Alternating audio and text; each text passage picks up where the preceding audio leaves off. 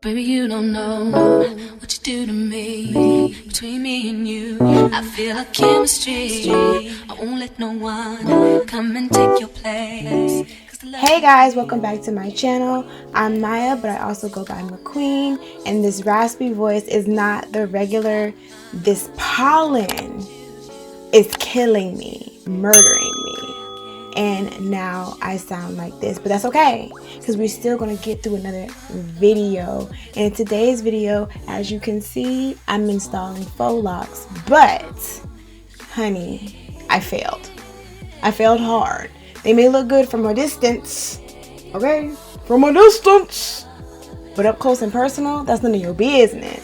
So if you want to know how I failed at faux locks so you don't have to, keep watching.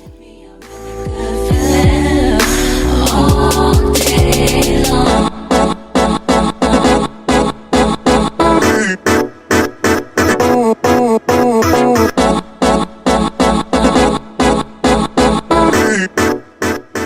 Alright, so y'all know I am a lazy natural, so what better way to be lazy than put in a protective style? So this time I decided to go in and do some faux locks, starting off on my pre-stretched hair. If you have not already checked out that video on how I stretch my hair out, go check that out. I'll put a link up above. So I start off by parting my hair into 3 sections and then doing triangle parts. This was my first mistake. My first mistake was doing too much with the parts, doing triangles. Girl, next time definitely freeform parting, because this took way too long and was way too intricate. What I will say during the plaiting process, make sure that at the root your plaits are tight. And I'm not talking grab your scalp type, I'm talking to the point where when you put the locks on, they don't look like they're 3 weeks old. That was one of my biggest mistakes, not making sure that the plait was tight at the root, and it made my plaits look like they were 3 weeks old when I had just done them. So after I took an eternity putting these plaits in, it was finally time to go in and put my faux locks in, because I forgot to videotape me with the type of hair I had. I'll just add it on the screen now. So every dread has a loop at the top, and what you'll see me do is loosen up that loop to make it easier for the crochet needle to hook through the loop and pull it through. So after I pull it through, this is my second mistake.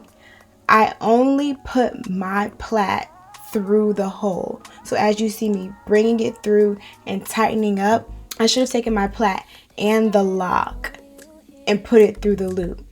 When I did that, it made it harder for the lock to stay in place. It started slipping all down my hair, and at that point I was just like, you know what? It's 4 o'clock the next morning. I don't actually care anymore. I'm fed up. I'm through.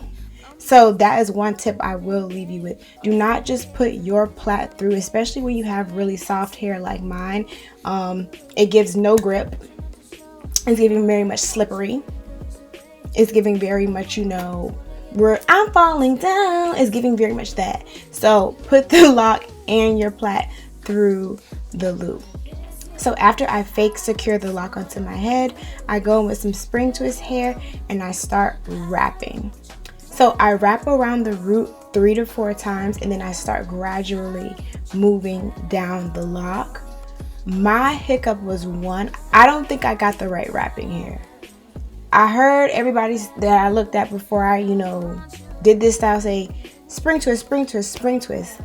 But I don't know if I got the right hair, because I went back and looked, and a lot of girls had hair that was already untwisted. Mine came as a twist. Let me know if y'all have that issue or if I was using the right hair or not. But it just didn't work for me because I had to separate it too much. It got really tangled up, and that made the process even harder. So what I would suggest is hair that is not twisted up. Then to move on to the second issue, I wasn't wrapping the spring twist hair around tight enough. So when I got to the very end, I looked back, I was like, girl, you might as well just threw a rubber band on it, because this is not doing nothing. This is not helping the kids. This is not helping the girls. So my suggestion would be to wrap the hair tightly. I know some people say tight then loose, tight then loose. They professionals, girl. They've been doing hair since they was 3, okay?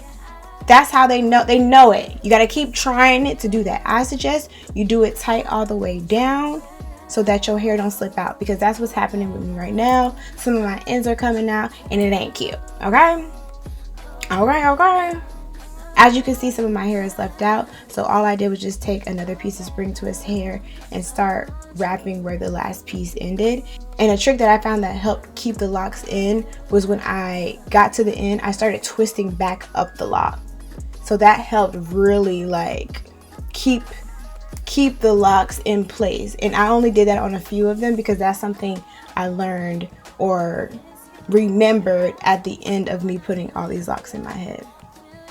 So now that I've kind of walked you through the process of how I installed my locks and you heard a few of my hiccups, let's now look at the hair. It's 1 week. It's 1 week old. And is she not giving you a month and a half? Is she not? Is she not giving you very much this twist, you know? And that's not the look I was really going for. I was going for more like tamed uniform locks, but I'm not mad. And you know why I'm not mad? Because it's my first time doing it and I haven't lost a lock yet.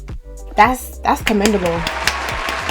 Yeah, we got some of my hair coming out. It's okay. We got some of the spring twist hair unraveling. That's okay. Haven't lost a lock yet though.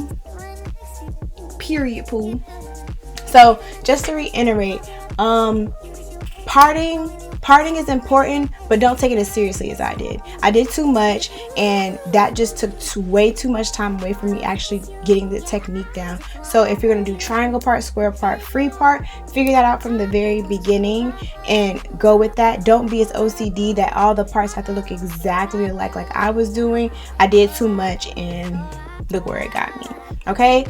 Second note, make sure that your plaits are sturdy at the root, baby. Because if you don't, it'll be slip and slide records. It would be slip and slide records out here.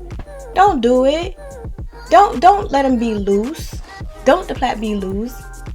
Just give it just a little tightness, because when you slip that little crochet needle through, it's gonna loosen it up, baby. So go ahead and keep it tight, keep it right, so you can be looking late in the slate, okay? All right. Number, 3, 4. Make sure you're wrapping your hair tightly, especially at the root, because if you don't, it's gonna slip off. It's gonna slip off, boo. It's gonna be gone.